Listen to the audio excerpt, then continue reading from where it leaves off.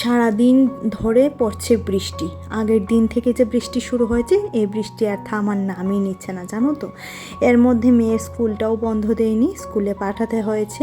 But এখন হচ্ছে সবচেয়ে বড় টেনশন যে সে কতক্ষণে বাড়ি আসবে।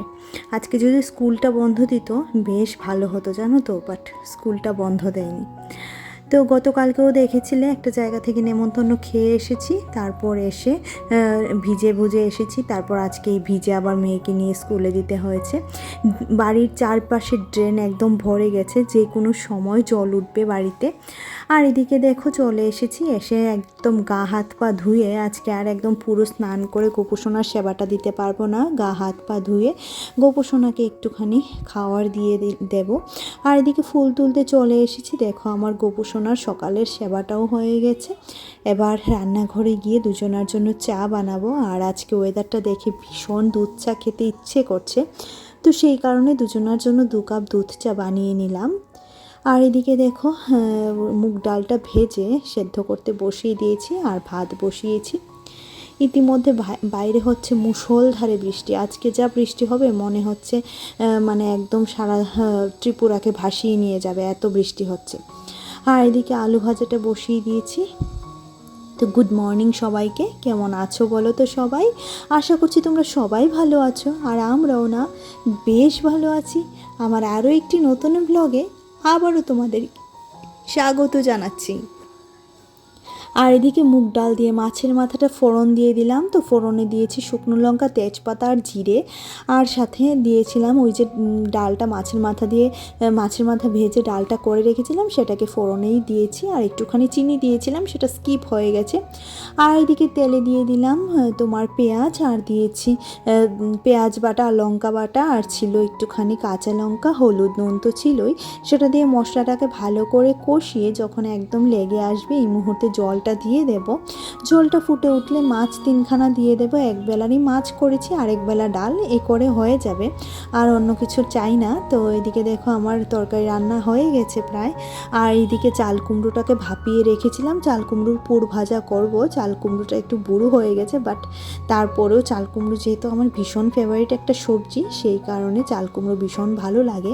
আর এটার মধ্যে ছিল সর্ষে আর পেঁয়াজ বাটা, সাথে একটুখানি লঙ্কা বাটা ছিল, সাথে একটুখানি হলুদ দিয়েছিলাম। আর এই করে পুরগুলাকে সবগুলাকে ভরে নিয়ে এদিকে দেখো মাছের ঝোলটা হয়ে গেছে, সেটাকে নামিয়ে নিচ্ছি। আর মাছের ঝোলটা এরকম কষা কষাই করেছি, কারণ এরকম বৃষ্টির দিনে একটু কষা কষা রান্না বা একটু কষা কষা ঝাল ঝালটা খেতেই কিন্তু ভালো লাগে, তাই না। আর এদিকে যে একটা বেসনের ব্যাটার করে নিয়েছি, সাথে একটুখানি কাঁচা লঙ্কা ঝিরিঝিরি করে কেটে দিয়ে দিয়েছি। এবার সমস্ত পুরগুলাকে বেসনের মধ্যে ডুবিয়ে ভাজা মানে তেলের মধ্যে ভেজে নিলেই হয়ে যাবে আমাদের চাল কুমড়ো, পুর ভরা চাল কুমড়ো। আর এদিকে দেখো সমস্ত কিছু একই সাথে দিয়ে দিয়েছিলাম। এবার এটাকে অনেকক্ষণ ধরে মানে টানাতে হবে, জানো তো। বড়া ভাজা যত টানানো যায় ততই টেস্ট হয়। ওইদিকে এটাকে গ্যাসে বসিয়ে রেখে এবার চলে এলাম মিঠির পড়ার টেবিলটা গোছাতে। আর পড়ার টেবিলটা গোছালো হয়েছিল, তার জন্য পড়ার টেবিলটা গোছাতে চলে এসেছি। আর কিছুদিন ধরে আমার ভিডিওগুলো ভীষণই ইরেগুলার হচ্ছে, আমি বুঝতে পারছি। আর এটা ছিল 21 তারিখের ভিডিও, যেটা আজকে আমি পোস্ট করছি। আর বলতে পারো কেন এটা পোস্ট করছি, তার মেইন কারণ হতে পারে এই যে দেখতে পাচ্ছ, এই যে আমাদের রাস্তাটা পুরোটাই ডুবে গেছে। ভীষণ এখন টেনশন হচ্ছে মেয়েটা কি করে আসবে, কারণ বাস থেকে নেমে অনেকটা জায়গা আমাদের বাড়িতে আসতে হয়। তো সারা প্রচুর জল হয়েছে, জানো তো। আর আজকের ফ্লাডে একদম সারাটা মানে কি বলবো তোমাদেরকে, পুরো আগরতলাই ডুবে গেছে, জানো তো। ভীষণ, আগরতলা নয় পুরো ত্রিপুরা ডুবে গেছে। গতকালকের এই যে একই ধারে বৃষ্টি পড়ছিল, সেই কারণে পুরো ত্রিপুরাটাই ডুবে গেছে। তার মধ্যেও আমি আমার কাজকর্ম করছি আর মোবাইলে দেখছি এদিকে জল উঠেছে ওইদিকে জল উঠেছে, এটা নিয়ে একটু টেনশন তো হচ্ছে। আর এখন মেইন টেনশন হচ্ছে মিঠির স্কুল বাসটা আসতে পারবে কি না। তো সেই কারণেই টেনশন নিয়েই সংসারের সমস্ত কাজগুলি করছি। আমি এখনও স্নান করিনি, মিঠি আসলে ওকে স্নান করে খাইয়ে ঘুম পাড়িয়ে তারপর আমি স্নান করব। কারণ কেন বলো তো, ওকে যদি এখন স্নান করিয়ে ঘুম না পাড়াই ওর শরীরটা ভীষণ খারাপ হবে। কারণ গত পরশু দিন থেকে মিঠি ভিজছে। কারণ পরশু দিন যেটা আমি রাখি বন্ধনের ভিডিওটা গতকালকে দিয়েছিলাম, মানে 20 তারিখ যেটা ভিডিওটা দিয়েছিলাম, 19 তারিখের ভিডিওটা 20 তারিখেই দিয়েছিলাম, দেখেছো তো একটা বাড়িতে ঝুলনে গেছিলাম, সেখান থেকে বেরোতে আমার ভীষণ কষ্ট হয়েছে মিঠিকে নিয়ে। তারপর এসে আজকে আবার বৃষ্টির ঝাপটা খাচ্ছে মেয়েটা, জানি না কি হবে।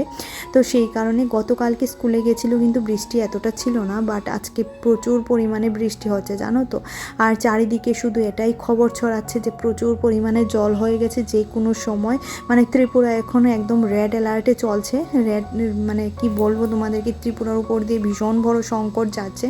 যদিও বা আমাদের এ বাড়িতে কখনোই জল ওঠে না, বা আমার বাপের বাড়িতেও কখনো আমি বন্যা দেখিনি, আমার শ্বশুর বাড়িতেও দেখিনি, কিন্তু এবছরে বন্যাটা না যেদিকে হয়নি সেদিকেও হয়েছে জানো তো। যে কারণে আমার মন মানসিকতা এত খারাপ ছিল, যেটা 21 তারিখের ভিডিও শ্যুট করা থাকলেও আমি ভিডিওটা দিতে পারিনি। ভীষণ মনটা খারাপ ছিল, কারণ এত মানুষের হাহাকার, এত মানুষের কষ্ট, সেটা দেখে না ভীষণ চোখ দিয়ে জল বেরোচ্ছিল জানো তো। সেই কারণে যে মানে কিছু মানুষের তো এমনই হয়েছে ঘর বাড়ি ভেঙে নিয়ে চলে গেছে জল।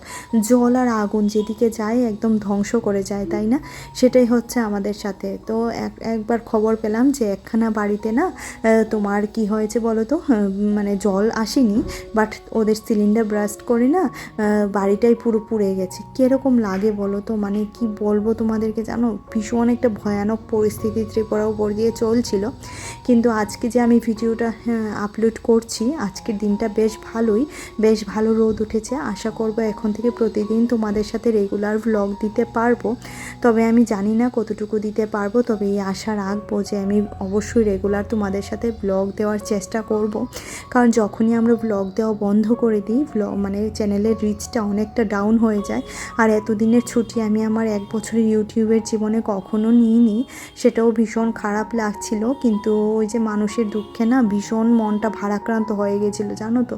সেই কারণে না ভিডিওটা দিতে ইচ্ছে করেনি। আর এদিকে মিঠির বাবাকে একটু পরপর ফোন করছিলাম, সে গেছিলো মিঠিকে আনতে, অনেকক্ষণ দাঁড়িয়েছিল। আর আসলে কি বলতো, মিঠির পাপা আর আমি না অনেক কিছুটাই হ্যান্ডেল করতে জানি। এই মুহূর্তে কিন্তু বাড়ি থেকেও ফোন আসছে, আমার শ্বশুরমশাই ভীষণ চিন্তা করছিল মিঠির জন্য, সে কী করে স্কুল থেকে আসবে। আর দেখবে বাচ্চাদের জন্য না, বাচ্চাদের মা বাবা থেকেও দাদু ঠাম্মা, দাদু দিদন ওরাই বেশি টেনশন করে দেখবে।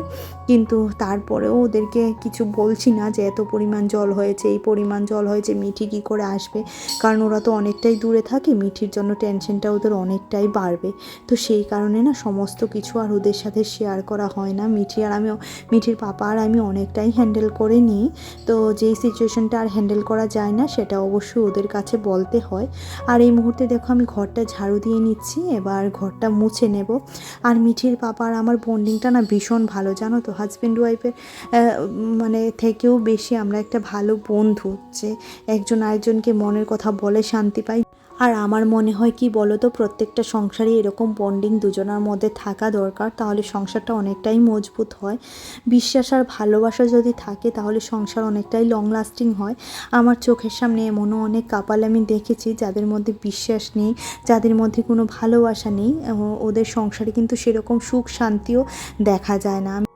আর এদিকে দেখো তোমাদের সাথে বকবক করতে করতে আমার পুরো ঘরটাই মোছা হয়ে গেছে, এবার এই ঘরটাও মুছে নেব। আর দেখো কারেন্টটা চলে গেছে, যেটা হওয়ারই কথা ছিল, বাট কারেন্ট আবার চলে আসবে। ভীষণ পরিমাণে ডিস্টার্ব করে কারেন্ট জানো তো, কিন্তু আজকে দেখি আবার সঙ্গে সঙ্গেই চলে এসেছে। এই দেখো কারেন্ট চলে এসেছে। এবার আমার এই ঘরটাও মোছা হয়ে যাবে, আর এই ঘরটা মুছে তারপর এই ঘরটা মুছে সারতে না সারতেই মিঠি চলে আসবে। আর মিঠিকে না স্নান করাতে হবে সবার আগে, 11টা বেজে গেছে। তো ওর পাপাকে ফোন করেছিলাম, ওর পাপা বলছে সে আসছে। আর মিঠির অবস্থা দেখো, পুরো ড্রেস ভিজে, মোজাগুলা মানে জুতোগুলা ভিজে, ওর পাটা কি হয়েছে একবার তোমরা দেখো জাস্ট। ওর পা একদম পুরো সাদা হয়ে গেছে, একদম পায়ের চামড়াগুলাকে এরকম হয়ে গেছে সারাক্ষণ। ওই যে জুতোগুলা বৃষ্টিতে ভিজেছে, তারপর মোজো ভিজেছে, আর ওর ভীষণ শরীর ব্যথা করছে, নাকি পায়ে ব্যথা করছে বলছে। তো এই মুহূর্তে আর একটুকু দেরি করব না, আগে ওকে স্নান করাবো, কারণ বৃষ্টির জলে পুরোই সে ভিজে গেছে। যতই ওর পাপা রেইনকোট দিয়ে আনুক, বা যতই ও স্কুল থেকে রেইনকোট পরে আসুক, তারপরেও একটা তো বৃষ্টির হ্যাচলা আসি, তাই না? আর এদিকে দেখো পুরো ভিজে গেছে, এবার ওকে স্নান করিয়ে দিলাম। স্নান করিয়েছি আজকে, পুরো শ্যাম্পু দিয়ে সাবান দিয়ে স্নান করিয়েছি। আর এখানে না মেয়েটা আমার কথা শুনছে না, ভীষণ বিরক্ত করছে। এই দেখো বলছে না আমি এখন ঘুমাবো না, এখন টিভি দেখবো, এখন ঘুমাবো না। তো বলছিলাম আবার দেখ আঙ্কেল আন্টিরা বলবে তুই কি দুষ্ট হয়েছিস, দেখ বাবা এরকম করিস না। আসলে কি বলো তো, ওই যে সারাক্ষণ বৃষ্টিতে ভিজতে ভিজতে না ওরও আর ভালো লাগছে না, আমি বুঝতে পারছি। কিন্তু এই মুহূর্তে ওকে ঘুম পাড়াবো, তাহলেই মানে একদম শান্তি, জানো তো। আর এদিকে মিঠির মাথাটা ভালো করে মুছে দিচ্ছি, কারণ এই মুহূর্তে যদি আবার জল ঠল লেগে যায় তাহলে সর্দি কাশি জ্বর অনিবার্যই। আর গাটা একটু একটু গরমও হয়ে উঠছে দেখতে পাচ্ছি। কিন্তু আমি আবার না খুব বেশি জ্বর ঠর না আসলে ওকে ওষুধ দিই না, ওষুধটা অ্যাভয়েডই করি। আর এদিকে ওকে একটা কম্বল দিয়ে ঢেকে তারপর ঘুম পাড়িয়ে দিচ্ছি। আর ওকে বলছে, ও আমাকে বলছিল মা একটু আসো না, আসলে আমার কি বলো তো গোপোষণার সেবা এখনও বাকি আছে তো, তাই ওর সাথে আর শুতে পারছি না। আর এদিকে লাইটটা অফ করে দিয়ে আমি চলে এলাম রান্নাঘরে।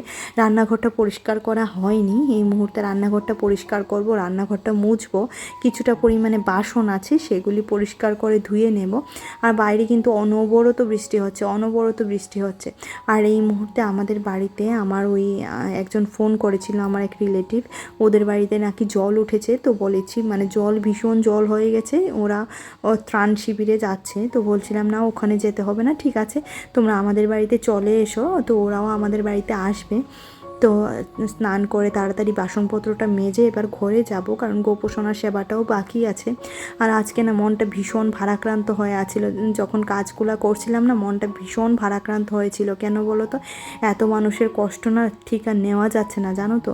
আর সেই কারণে 2-3 দিন ভিডিও করিও নি, ভিডিও শ্যুটও করিনি, ভিডিও এডিটও করিনি। আমি একটা কমিউনিটি পোস্ট দিয়েছিলাম, বাট তোমরা অনেকেই হয়তো খেয়াল করোনি সেটা।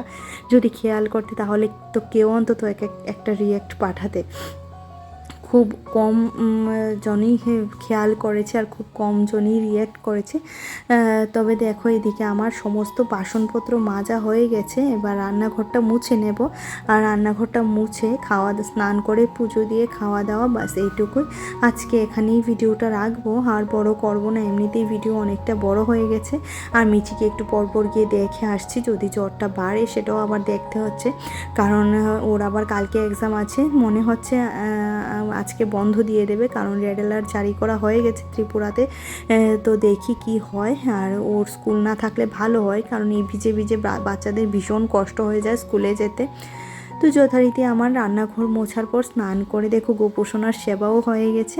আর এদিকে রান্নার মেনুগুলো এক ঝলক একবার দেখে নাও। তো চলো আজকের মতো এখানেই ভিডিওটি রাখছি। ভিডিওতে কিছু ভালো লাগলে অবশ্যই লাইক করে দিও, চ্যানেলটা পারলে সাবস্ক্রাইব করে দিও। আর যারা যারা পাশে আছো তাদেরকে অসংখ্য ধন্যবাদ। টাটা।